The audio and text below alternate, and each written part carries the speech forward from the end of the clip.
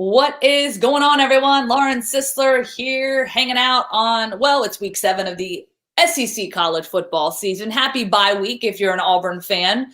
And, plenty of other football to go around to enjoy on this lovely fall weekend that we have coming up. And we want to thank our sponsors, All South Appliance, for sponsoring SEC Insider. And, of course, we want to thank Zenitz for joining us, as always, to come hang out with us, talk a little football. And, we're 6 games in, 4 games to go in the regular season. And why not do report cards? And, report cards, we won't do these the conventional way. We're not going to do A, B, C's, D's, and F's, although we'll leave that to Stacy with her first graders. You probably don't know what an F is. You've never had an F in a life. You're probably like a straight A student is what I'm thinking. Nice to go back in circa 2003 might say differently. I don't know. No. Well, we're gonna grade this out just a little bit differently. If we're doing it my way, I would say like the gold stars, that you get to put on the report card when all is well and in the life of being a kid, I guess, when the gold stars were a big deal. But we'll start with the Auburn offense. Right now, 6 games in, 4 games to go. How are you feeling about the Auburn offense? I know we've seen a little bit of a Jekyll and Hyde, a little bit of different things happening this season, but now we're 6 games in and we saw a little something different against LSU. So where would you grade them out right now?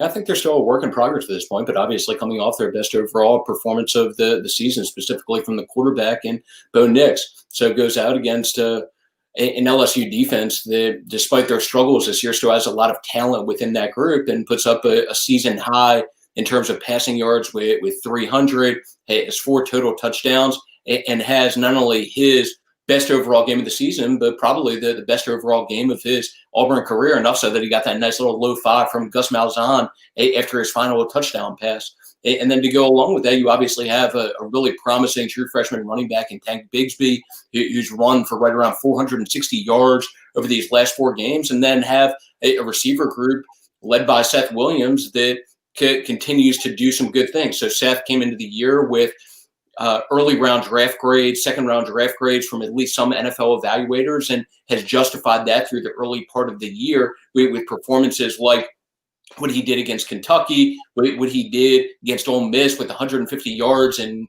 game-winning touchdown, and then followed that up with 70 yards or whatever it was against LSU. And then to go along with him, as some guys who maybe don't get as much attention as what Seth does, but have made plays also, and Anthony Schwartz, who had the 90-yard touchdown against LSU that was the capper in that game. And then Eli Stove, really an underrated playmaker for them.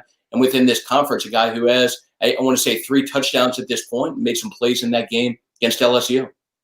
All right, so if you're going to go with an Auburn offensive MVP, who would you point to right now in this moment? Who is the difference maker right now for this the offensive side of the football?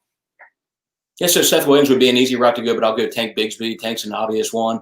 They straight 100-yard rushing games and became only the third Auburn running back in school history to have 3 straight 100-yard rushing games against SEC opponents. So that's a natural route to go with this one. A young, exciting player who obviously is going to be a great resource for Auburn, not only the rest of this season, but leading forward into the future also. Oh, yeah, the ceiling is very high for Tank Bigsby, and obviously very, very Bigsby. Very, very Bigsby. I like what you did there. Where the drums, the cymbals over here. Okay, Auburn defense. Obviously, the Auburn defense coming into the season, not having the same struggles that the offense had, but I've seen some improvement from this Auburn defense and a lot of good things to see. And Kevin Steele always seems to get these guys together and to come together, especially at opportune times. And it showed up against LSU, a team that certainly is not the LSU team that we saw last year, the national defending champions. But Auburn defense, where do you grade them out right now? Moving in the right direction, trending upward. So, hey, had a great performance during the game against LSU where, let's not forget, LSU against South Carolina put up 52 points. This offense, has not been the issue for them throughout the course of the season. It's primarily been the defense. And even with the true freshman quarterback that started against Auburn, they put up that large point total and large yardage total the week before against South Carolina. But against Auburn, Auburn held that same offense to 11 points, 1 touchdown, had 3 takeaways, almost 2 defensive touchdowns, 4 sacks, and limited LSU's running backs to an average of only 2.5 yards per carry. And Auburn should be continuing to get better as the season goes on, especially when you factor in that their defensive leader, who's been out for the last 4 games, and KJ Britt, probably going to be back at some point during the course of these next few weeks. So you would assume would get better once you get him back in the picture to go along with the improvement that you've seen already. Yeah, and I know you tweeted this out, and after having some discussions with some folks at Auburn, it seems as though that injury, about a 6-week injury after he had the hand surgery. That was the original timetable, yeah. And yeah. Seems like at the very least that the expectation is that they should have him back for the Iron Bowl. Yep, which would be huge. And just talking to Kevin Steele, KJ Britt is not just your guy that's going to go out there and make plays. He is a coach on the field. So I think it's worth noting that despite him not being able to be a contributor on the field, that he's in that, out there on the practice field, obviously in the meeting rooms, doing his job, doing his part, and certainly being a big vocal leader for that team as well and bringing guys together. So Auburn defensive MVP is? I would say at this point, Roger McCreary. So Roger was a guy who wasn't a full-time starter before this season, but has gotten his opportunity this year. And Gus Malzahn said something during the course of the last couple of weeks that he feels like, based on what Roger's done through this part of the season, that he's established himself as one of the top cornerbacks in the SEC. I agree with him. All right. So obviously we got the offense taking care of the defense. How are you feeling right now about special teams overall?